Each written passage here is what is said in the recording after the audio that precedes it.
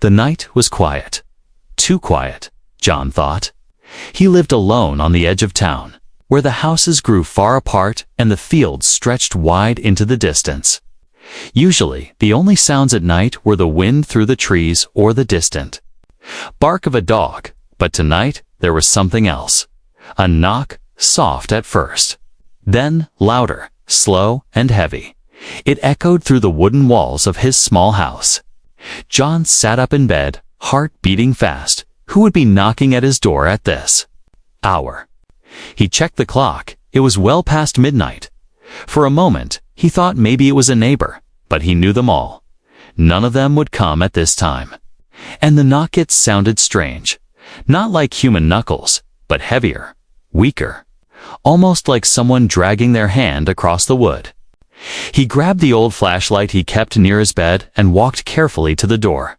His house was dark, every shadow long and heavy. His breath felt louder than the silence. When he reached the door, the knocking stopped. John hesitated. His instincts screamed at him not to open it, but curiosity pushed against fear.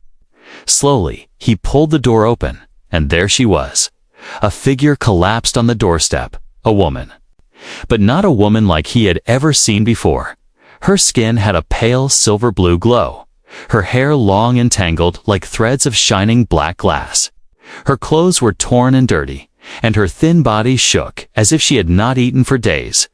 Her face was sharp and alien, her eyes too large for a human deep. Glowing violet pools that stared at him with desperation before rolling back as she fainted. John froze. His brain tried to make sense of it. Was she human? Some experiment. A dream. But the truth stood in front of him, alive and breathing.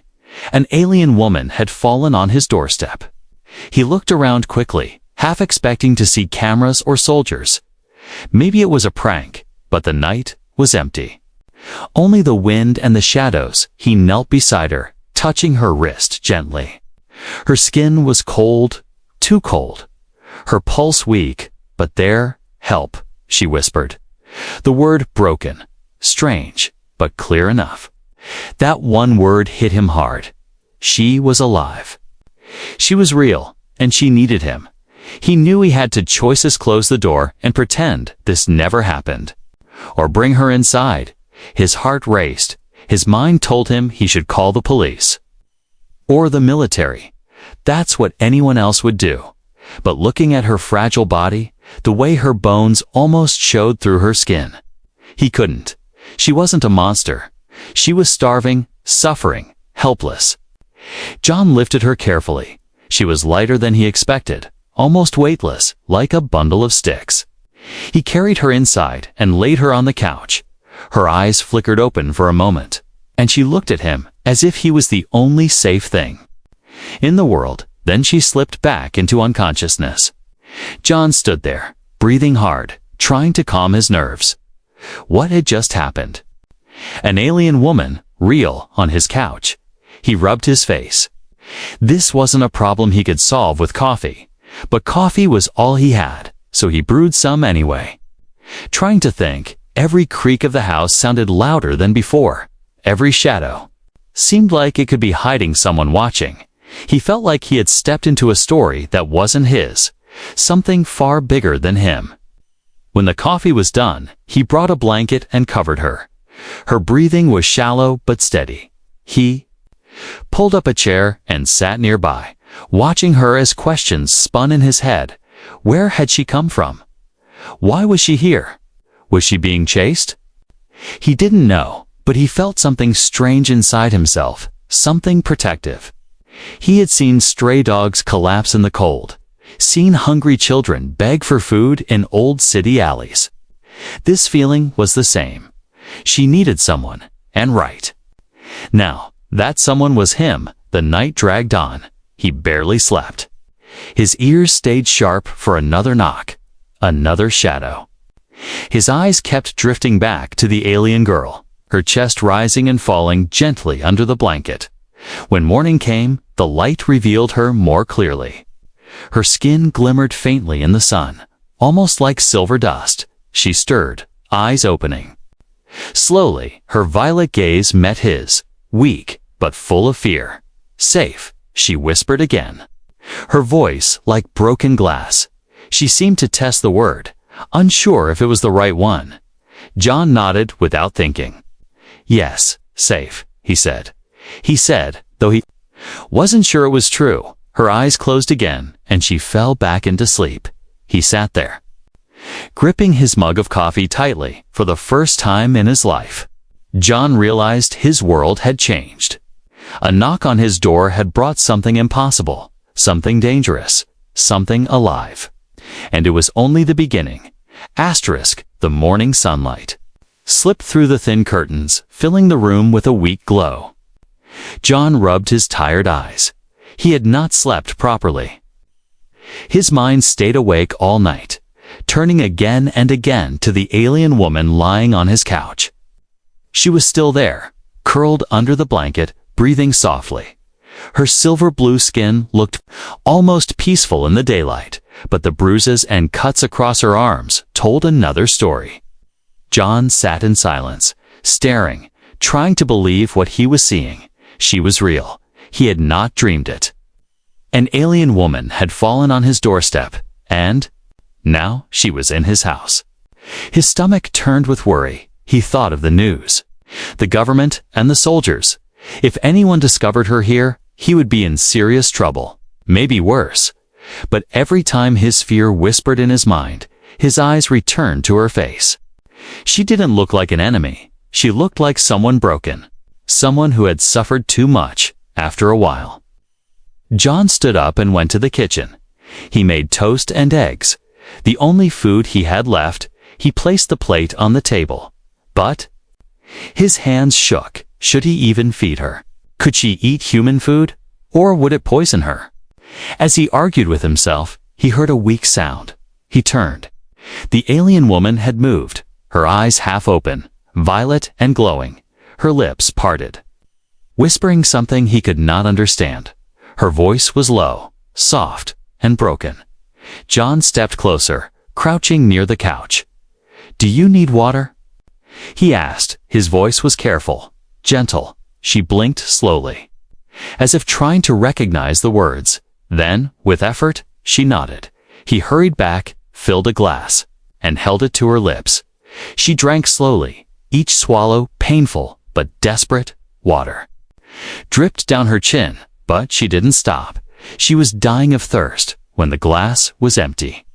She let out a shaky breath. Her eyes met his again. She whispered one word, clear this time. "Food." The word surprised him. She could speak, at least a little. John carried the plate of eggs and toast to her.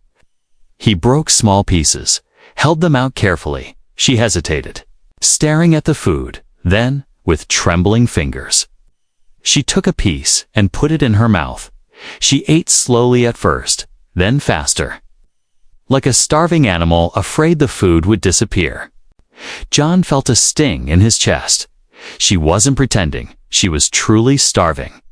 Minutes passed before she stopped, her body shaking from the effort. She leaned back against the couch, eyes closing again. A faint smile touched her lips, and she whispered, "Safe." The word hit him again. The same as last night. Safe. That's what she wanted. That's what she believed he could give her. John sat down in the chair beside her.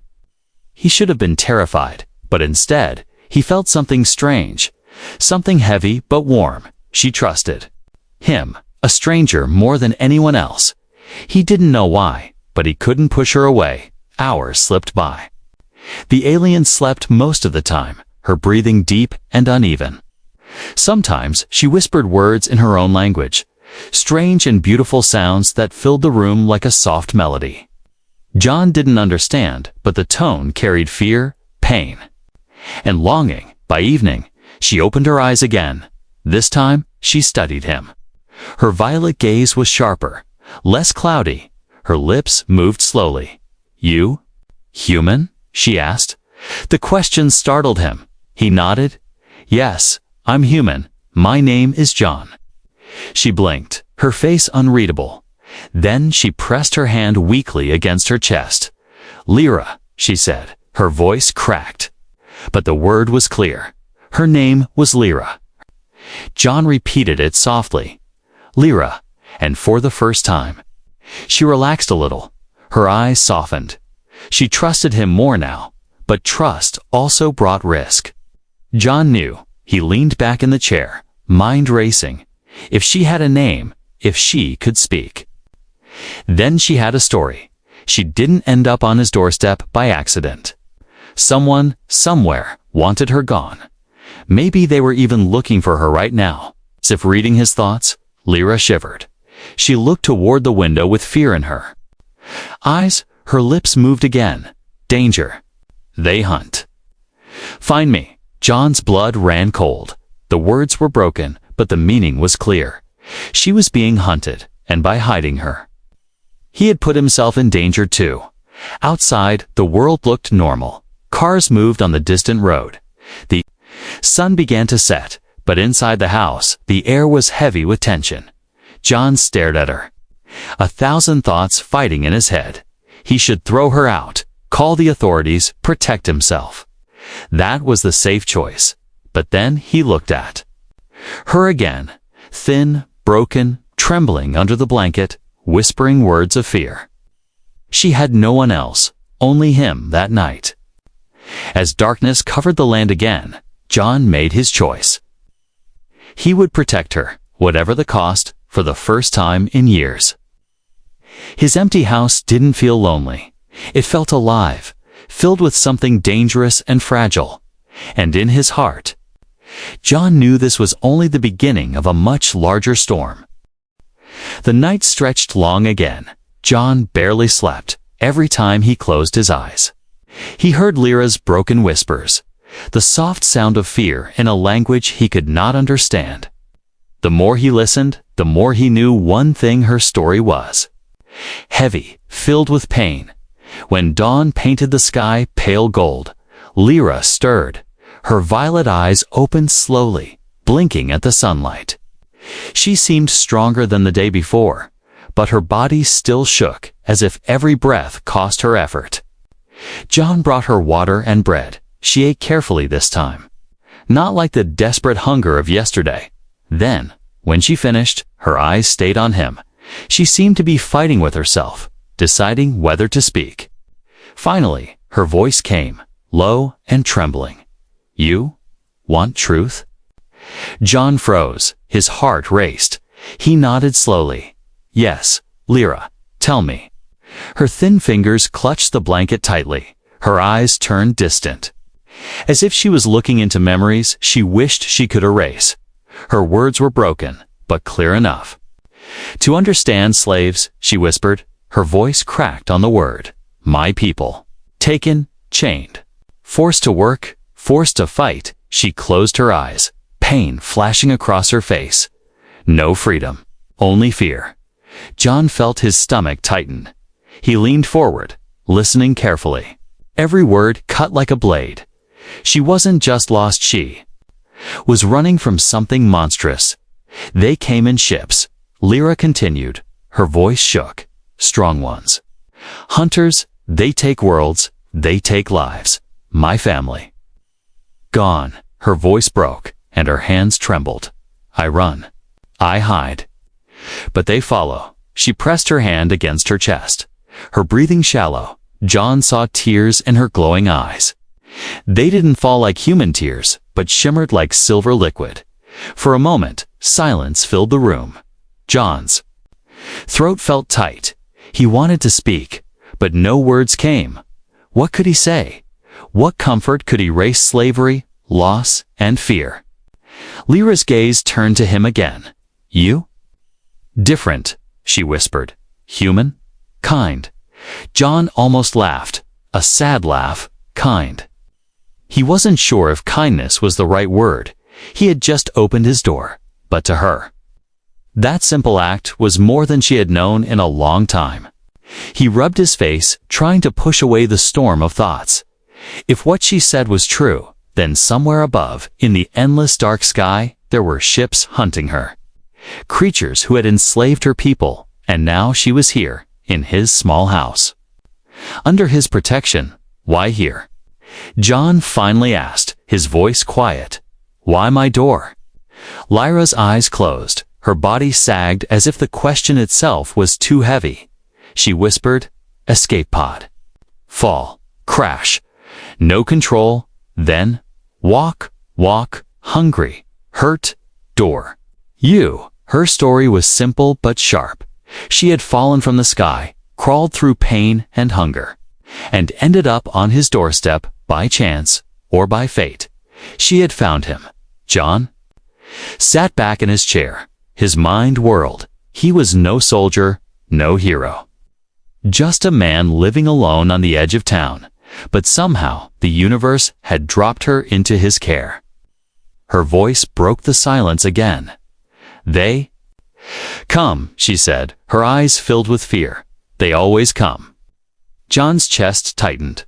He imagined ships cutting through the clouds, strange figures walking down streets, searching for her, and if they found her here, they would find him too. But when he looked at her fragile body, at the way she shook with every breath, he couldn't imagine giving her up. Not here, he said firmly, surprising even himself. They won't find you here. Her eyes widened. She stared at him, searching his face as if trying to see if he truly meant it. Then, slowly, her lips curved into the smallest smile. Safe, she whispered again. That one word, the word she always repeated, held more weight than anything else. As the hours passed, John noticed something Lyra was trying. She repeated human words after him, testing her tongue, shaping sounds. Water, bread, home. She spoke slowly, but each time, her voice grew a little stronger, and with each word, a piece of her fear seemed to fall away. By evening, John found himself talking to her, telling small stories from his life. About fishing in the lake, about fixing old machines, about his quiet world. She listened carefully. Her violet eyes locked on him as if every word was precious. At one point, she touched her chest again. Family, she whispered. Her voice cracked. No family now. The words pierced him. He thought of his own empty life, the long years of silence in his house. He never thought much about family anymore. But hearing her say it, broken and sad, filled his heart with something heavy. He leaned closer, his voice soft. Maybe you are not alone anymore. Her lips parted slightly. Her eyes shimmered. For the first time, she didn't look only afraid. She looked hopeful. Night came again. Shadows filled the house. John checked the windows twice, locked the doors. His mind couldn't rest. He knew danger was coming. He knew her enemies would not stop. But he also knew this. He couldn't turn her away. As Lyra slept on the couch, whispering in her alien tongue, John sat in the chair. Staring at the dark sky outside his window, he had accepted a starving alien woman into his home. He had listened to her story of pain, and now, whether he wanted it or not, her fight had become his fight, and deep inside, he knew nothing would ever be the same again. The days began to pass slowly. Each morning, John would wake and check the couch, half afraid she might vanish like a dream. But every time, Lyra was there, breathing softly, her silver blue skin glowing faintly in the light. She was no dream. She was real. By now, she was stronger. She could sit up without trembling so much. She could walk a little, though her steps were unsteady. John watched her carefully, ready to catch her if she fell. At first, she flinched from his touch, but soon she stopped pulling away. She was learning, too. Her words grew clearer every day. She repeated what John said, slow at first, but her voice became more confident. She could now say simple things like water, food, and safe. One evening, she even whispered, "Thank you." And John couldn't stop the smile that spread across his face. Trust was growing between them, not quickly, but like a fragile flower pushing through hard soil, sometimes at night. John heard her whisper in her alien tongue, long, soft words. That sounded like a song. He didn't understand them, but he felt the sadness inside them.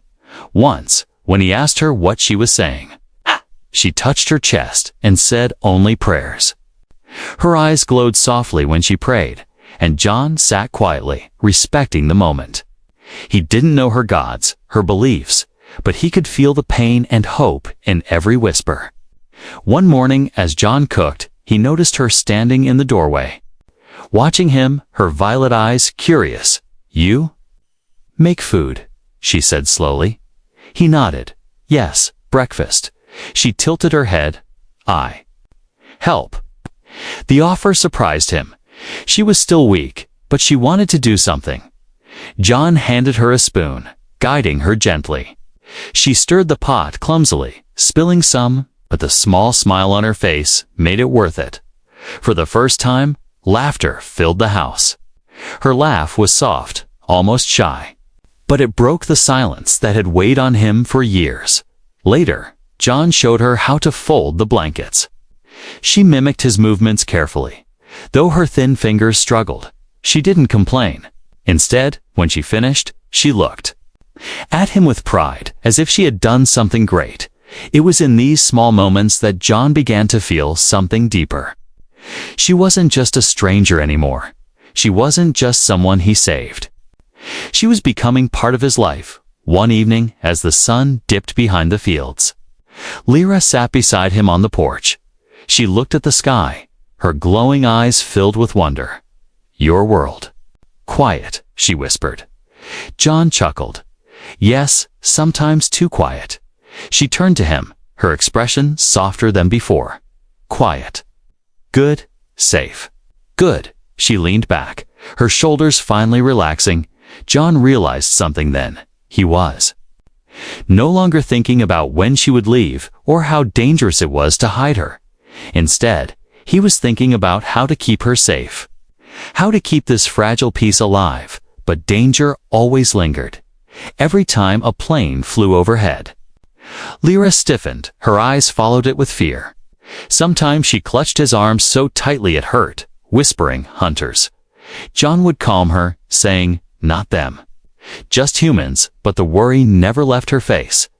That night, she sat by the window, staring at the stars. John approached carefully. "You miss your home?" he asked. Her lips trembled. She nodded, "Yes." "Home gone, family gone." Her voice cracked. "No one left." John felt a sting in his chest. He placed his hand gently on her shoulder. She didn't flinch. Instead, she leaned into him, just slightly, for someone who had been hunted, beaten, and enslaved. This small act of trust was more powerful than any words. "You're not alone now," John said quietly. His voice was steady. "This is your home too." Her eyes widened, violet pools shimmered with silver tears. She whispered a single word, broken but filled with emotion. "Family." The word echoed in the room. John didn't reply right away. His throat felt tight. But inside, something shifted. He realized that in saving her, he had filled an empty part of himself too. The days turned into a routine. They cooked together, shared stories in broken words. Lyra even began to hum while cleaning. Her voice was soft but beautiful. John sometimes sat quietly, just listening, letting the sound heal the silence that had haunted his home for years. One night, as John locked the doors, Lyra placed her hand on his arm. Her eyes glowed faintly in the dim light. "Safe. Because you," she said slowly. Each word was heavy, but clear. John felt his chest tighten again. He nodded, "And safe. Because of you." A faint smile touched her lips. She whispered, "Family?" Again, before lying down to sleep, John sat awake, staring at the dark outside. He knew danger was still coming. He knew her hunters might appear any day. But for now, for this fragile moment, his house was no longer just his. It was theirs, And as he listened to her breathing softly from the couch, John realized something powerful. Trust had been built, and in that trust, a bond stronger than fear was forming. The days of quiet living did not last. John and Lyra had found a rhythm together. They cooked, cleaned, and even shared stories in broken words. John began to believe that maybe, just maybe, life could stay this way. But deep down, both of them knew the truth: peace never lasts forever. It started with a sound, a low rumble, that shook the windows of the house. John froze at the kitchen table. Lyra dropped the spoon in her hand. Her violet eyes went wide with fear. She whispered one word, her voice trembling. "Ships." John ran to the window. At first, he thought it was thunder. But the clear blue sky held no storm. Then he saw them strange lights moving high above. The clouds, not planes, not helicopters, something else. The sound grew louder, rolling across the fields like a warning. Lyra pressed her hands to her ears. Shaking, "They come," she whispered. "They find me." John's chest tightened. His first thought was to protect her. His second thought was terror. If they came here, if they landed near his home, there was no way he could fight them. He was just one man. She was still weak. What chance did they have? He shut the curtains quickly, his voice firm, though his hands shook. "Stay away from the windows. Don't let them see you." Lyra obeyed, crouching low, her body trembling like a cornered animal. She rocked back and forth, whispering in her alien tongue. The sound was broken, filled with fear. Hours passed, but the sky never returned to normal. Strange lights flashed through the night. News reports on John's old television spoke of unexplained sightings and possible meteors, but John knew better. Lyra knew better. That night, as they sat in darkness, Lyra clutched his arm. Her voice broke as she whispered, "If they find me, they take me, they take you too." John looked at her pale, frightened face, and his heart hardened. He shook his head. "No, Lyra, they won't take you. Not while I'm here." She stared at him in silence, searching his face. Then she whispered, a word she had used before, "family," and this time her voice carried not just hope, but fear of losing it. The next day, the proof arrived. John was outside chopping wood when he noticed deep tracks in the field, not tire marks, but wide, burned lines across the grass, as if something heavy and hot had landed there. He followed them with his eyes until they disappeared into the woods. Beyond, a chill ran through him. They were here, that night.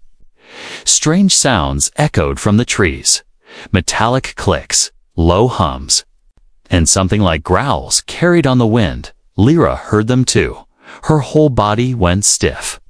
She grabbed John's hand tightly. "Hunters," she whispered. "They close."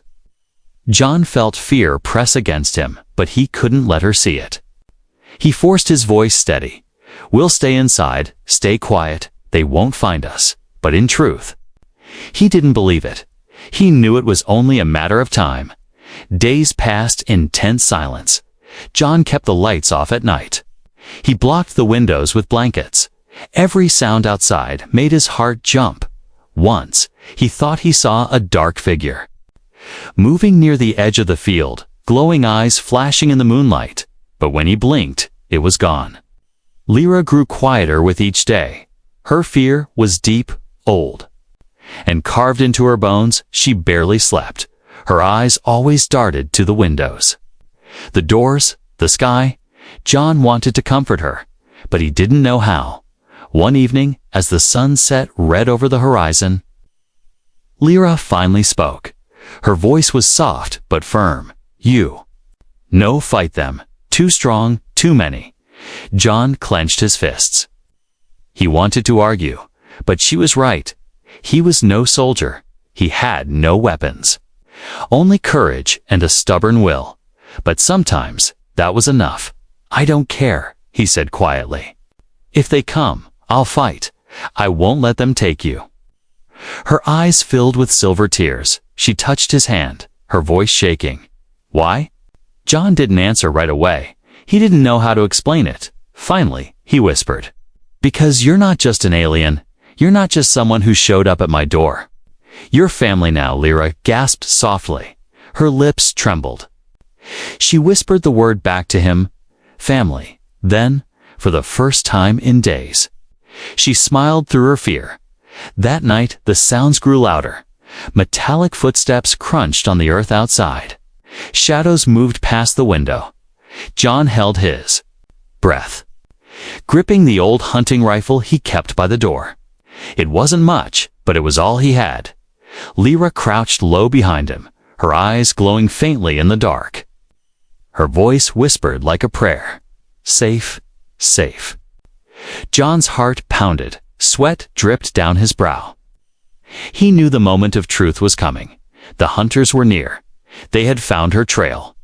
They would soon find the house, and when that moment came, John would have to choose: run, hide, or stand and fight.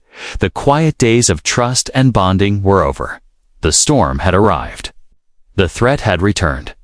The night was thick with silence. Too thick, John thought. Silence was never a good sign. He stood by the window, rifle in hand, staring at the shadows beyond the field. He could feel that the hunters were close. Behind him, Lyra crouched low, her violet eyes glowing faintly in the darkness. Her breath came fast and shaky. She whispered words in her language, broken prayers that trembled with fear. Then the sound came, a low hum, heavy and sharp. It vibrated through the air like a living thing. John knew it wasn't a car. It wasn't a plane. It was something alien, something hunting. Lights moved in the trees, not like flashlights, but sharp beams of white blue. They scanned across the ground, burning lines into the grass. John's chest tightened. He whispered, "They're here." Lyra pressed her hand to her chest. Her voice broke. "If they find me, they kill you too. I go, I run." John turned sharply, shaking his head. "No, Lyra, you're not going anywhere. You're not alone anymore. If they want you, they'll have to go through me." She stared at him, stunned. For a moment, her fear broke, replaced by something else: hope. The footsteps grew louder, metallic, heavy, not human. John gripped the rifle tighter. Sweat slid down his face. He wasn't a soldier. But he knew one thing: he wasn't letting them take her. The door rattled suddenly, a sharp knock that shook the frame. Lyra gasped, her whole body trembling. John raised the rifle, his voice steady despite his fear. "Stay behind me." The knock came again, harder this time. Then a voice, deep and guttural, echoed through the wood. It wasn't English, but Lyra understood. Her face went pale. "They say, give her, live, refuse, die." John's blood boiled. He shouted back, his voice shaking the walls, "She's not yours." Silence followed, a long pause that made every second feel like an hour.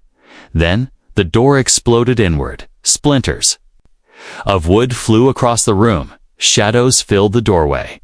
The hunters had arrived. They were tall, armored creatures, their skin hidden under black metal suits that shimmered with strange lights. Their helmets glowed with burning red eyes. In their hands, weapons hummed with deadly energy. John fired. The rifle roared. The first hunter staggered, sparks flying off its armor, but it didn't fall. It turned its burning gaze on him and stepped forward. Lyra cried out. Her hands glowed faintly, light spilling from her fingertips. John had never seen it before. She raised them, and a pulse of violet energy burst out, slamming into the second hunter. The creature was thrown back against the wall with a crash. John's eyes widened. He turned to her. "You can fight." Her voice shook. "Only little, not enough, but even a little was better than nothing." The hunters moved fast. One swung its weapon, cutting across the air with a hiss. John ducked, the beam slicing into the wall behind him. He fired again. The bullet striking the joint of the armor, the hunter roared, sparks flying. Lyra's light glowed brighter. She sent another pulse of energy. It struck one of them square in the chest, knocking it down, but the effort drained her. She fell to her knees. Gasping, John rushed forward. Firing again, his rifle clicked empty. He cursed, swinging it like a club against the nearest hunter. The weapon cracked against the alien's helmet. Sparks flew. The creature staggered but didn't fall. The fight was chaos. The small house shook with every blast. Furniture shattered, walls burned. John's muscles screamed, but he refused to stop. Lyra, weak but desperate, kept throwing bursts of light, each one draining her strength further. Finally, one hunter collapsed with a thud. Smoke rose from its case. Smoke rose from its shattered armor. John turned to the others, breathing hard. Get out. She's not going with you. For the first time, the hunters hesitated. They looked at him. At the fragile human who dared to fight them. At the alien girl glowing with faint power, and something in their stance shifted. They stepped back. Their leader growled in its strange tongue. Then, with a low hum, they retreated. Their glowing eyes vanished into the night. The sound of their machines faded slowly into silence. John stood in the wreckage, his chest heaving, his rifle hung useless in his hand. Lyra lay slumped. On the floor, weak but alive, he rushed to her, dropping the rifle. Lyra, are you hurt? She opened her eyes slowly, her voice faint, not hurt. Only tired. He held her hand tightly, relief flooding his chest. You were amazing, he whispered. Her lips curved into a weak smile. Her violet eyes shimmered with silver tears. You fight. For me, she said softly. John nodded. Of course I did. Your family. Her eyes closed. A tear sliding down her glowing cheek. Family. She whispered again before drifting into sleep. John sat there, holding her hand. Staring at the broken door and the ruined room, he knew they had won this battle, but not the war. The hunters would return, stronger, more determined. But he also knew something else. He wasn't alone anymore, and when they came again, they would find him and Lyra standing together. The house was quiet after the storm. Smoke still hung in the air from broken walls and scorched wood. John sat on the floor, his body aching, his hands shaking from the fight. Beside him, Lyra lay weak but breathing, her violet eyes closed. For a long time, John did nothing. He just sat there, listening to the silence, wondering how he had survived. He was no soldier, no hero. Yet somehow, he had stood against creatures not of this world. He looked at Lyra and realized the truth. He had not fought for Earth or for pride. He had fought for her. As the night passed, John fixed what he could.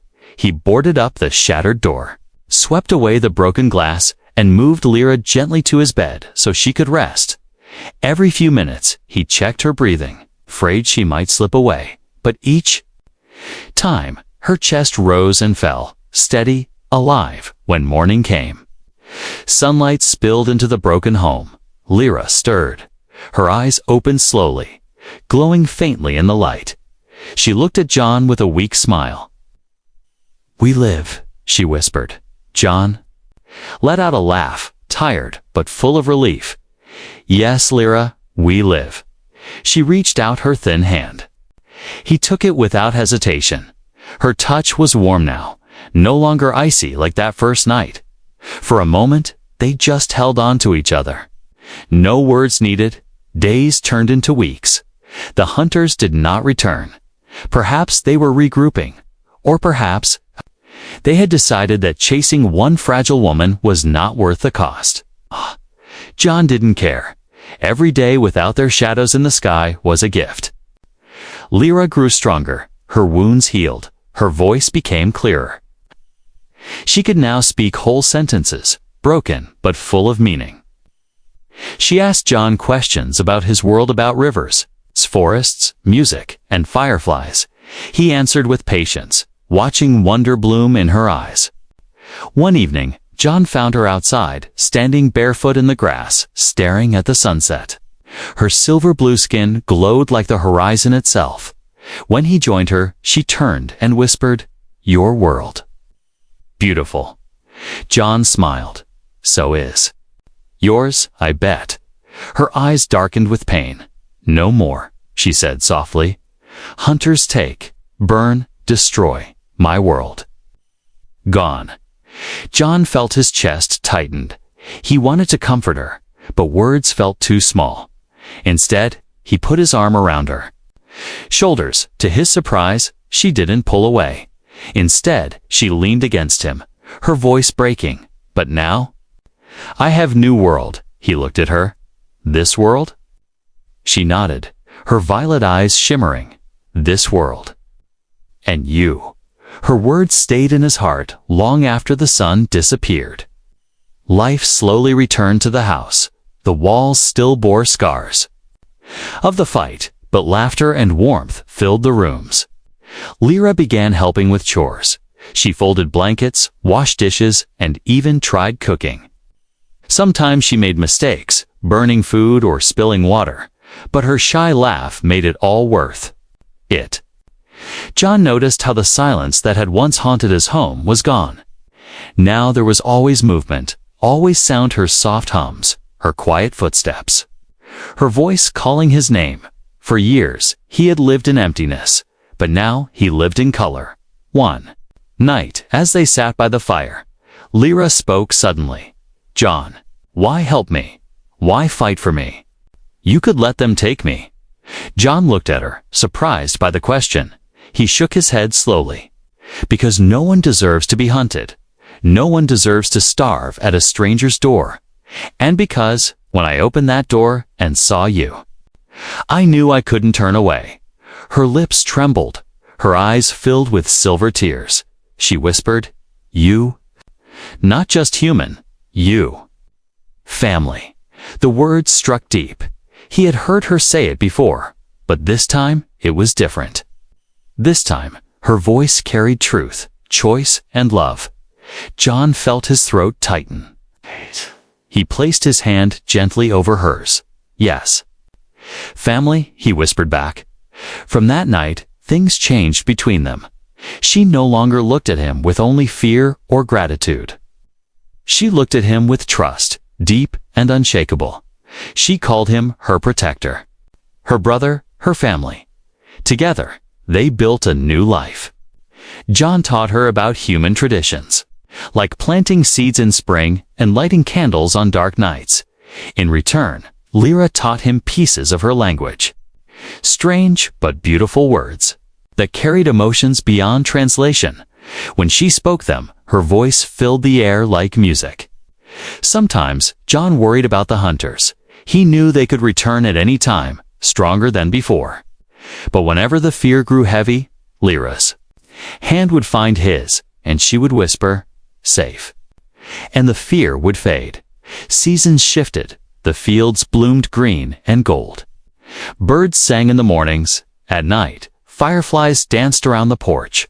John often sat with Lyra there, watching the lights, feeling as if the universe itself had given him a gift. One evening, as stars glittered above, Lyra leaned close and whispered, "I was lost, hungry, alone. But you opened your door. You give me life again. You give me hope. For me. Your family."